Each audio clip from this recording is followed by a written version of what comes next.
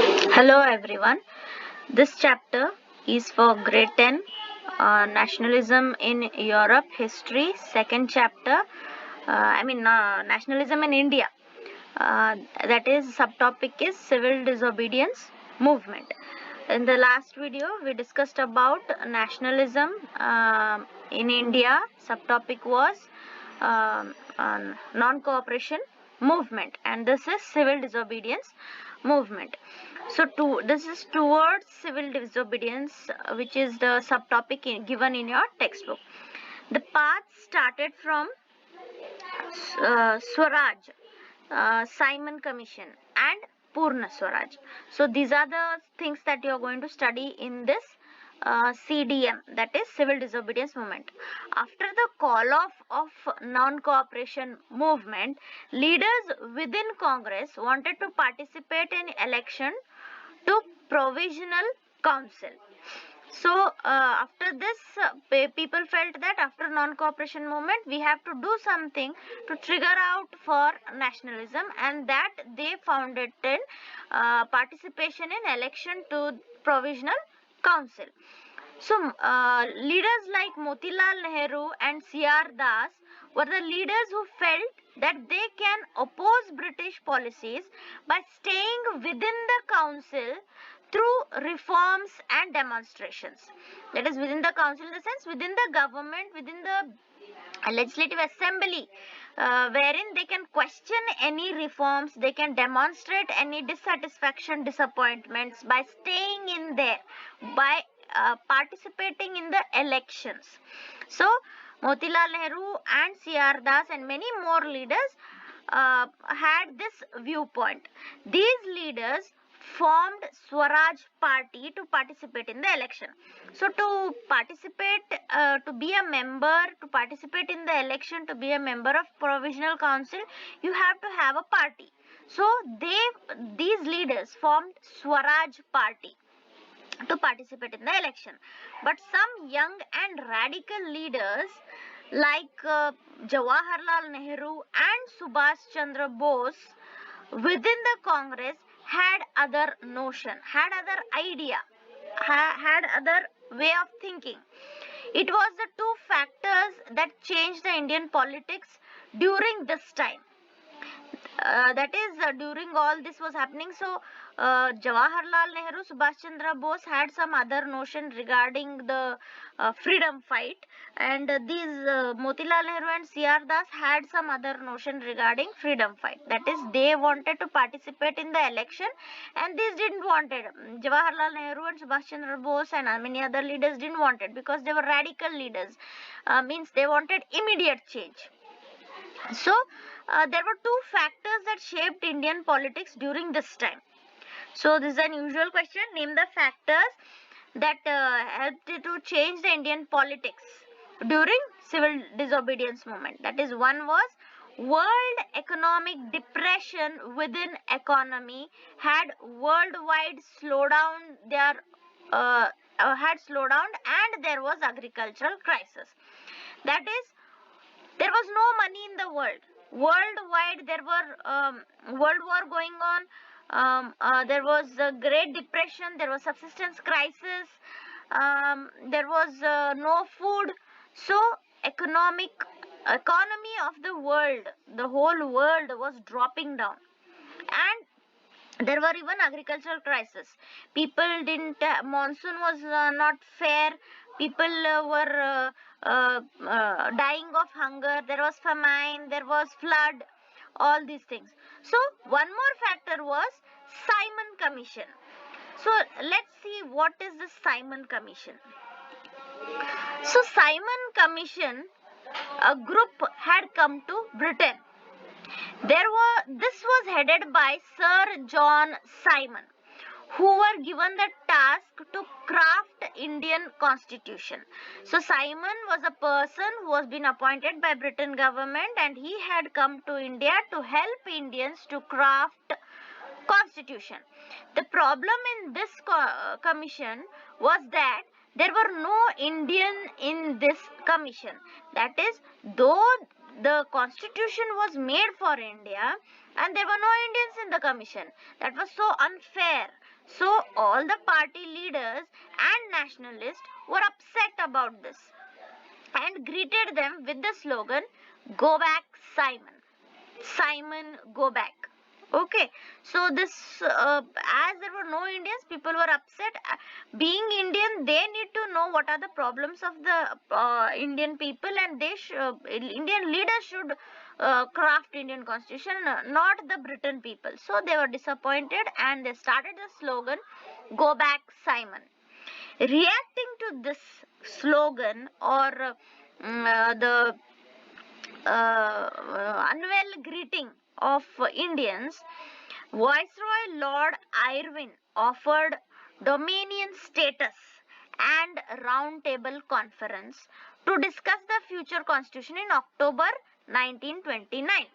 So again, you can say this is one mark question. When was the round table conference offered by Lord Irwin? So if you remember, okay, Irwin, I will tell you who was he in the later. He was a viceroy, and Gandhiji, he offered Gandhiji many times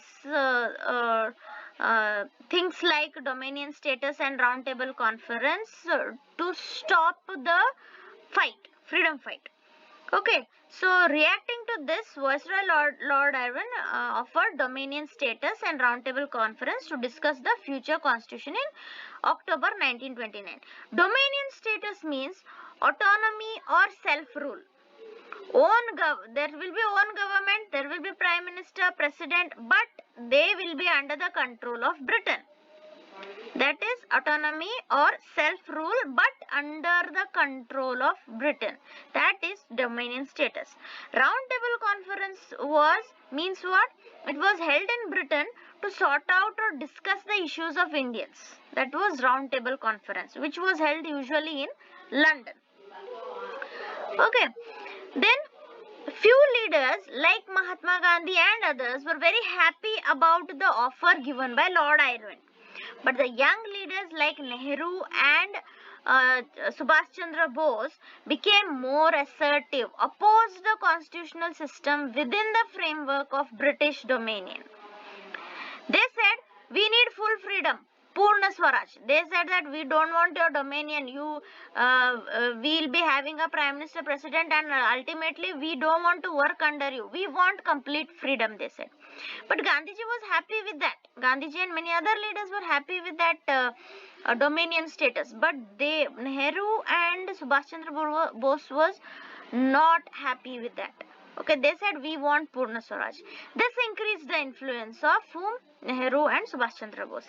In December 1929, at Lahore session, Jawaharlal Nehru passed a resolution demanding Purna Swaraj.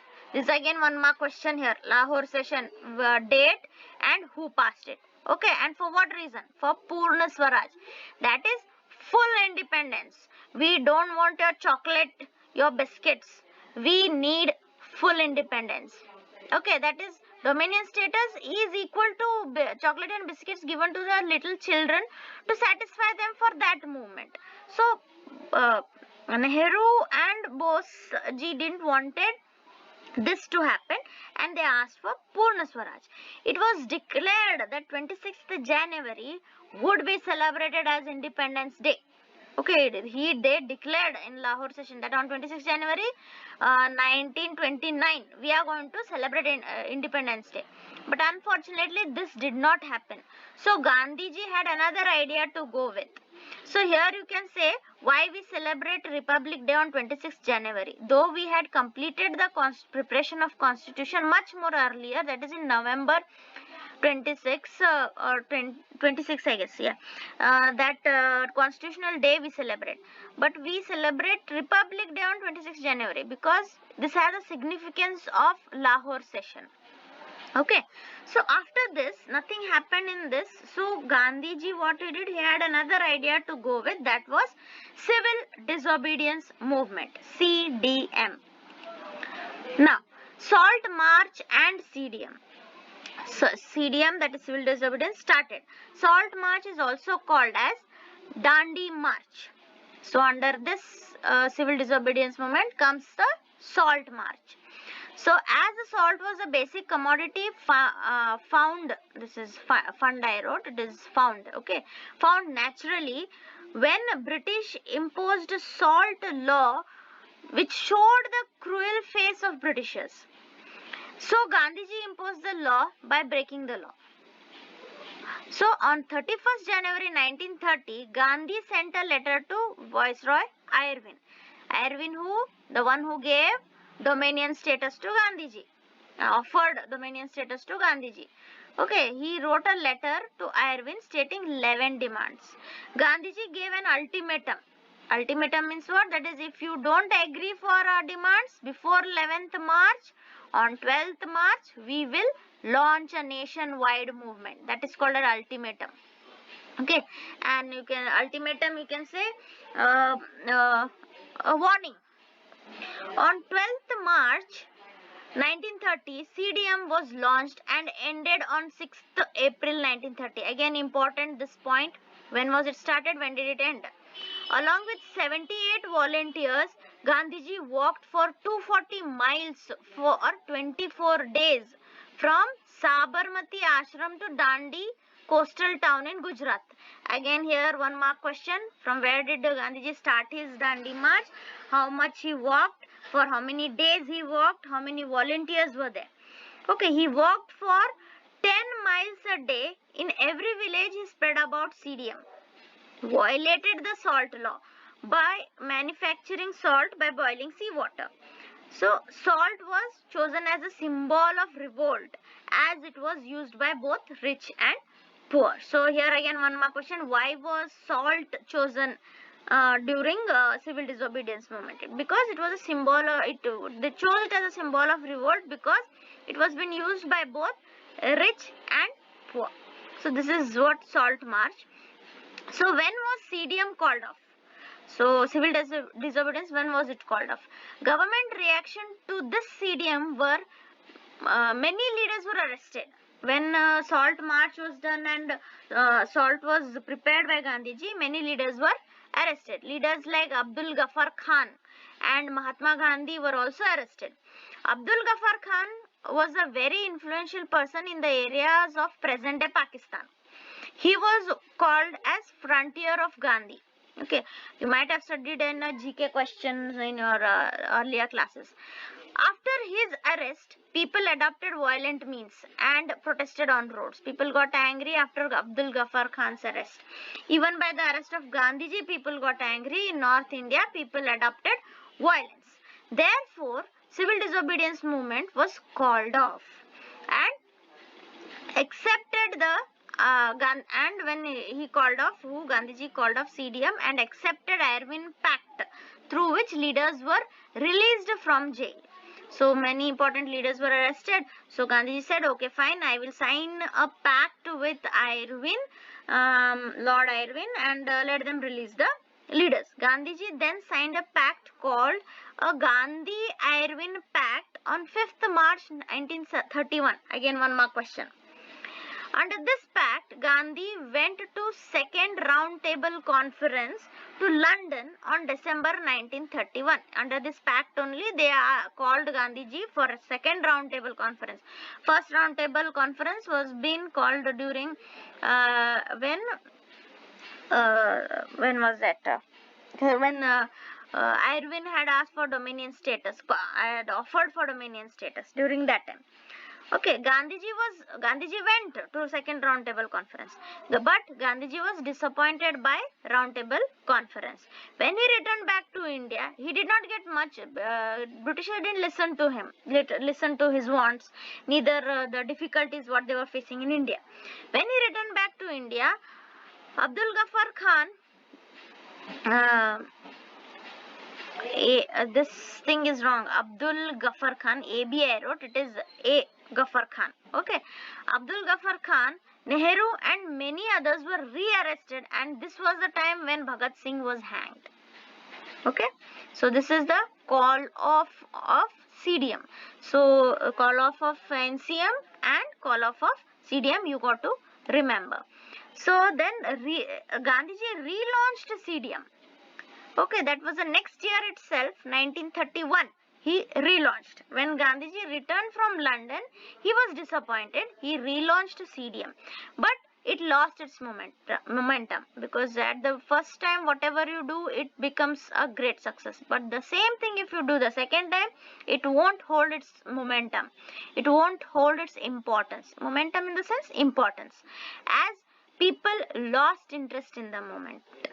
Okay, so in the next video we will see about how people saw this CDM in the countryside, in the town side, in the village side. Let's discuss about it. So need your support. Please like, share and subscribe to see the last video of this chapter. Bye bye.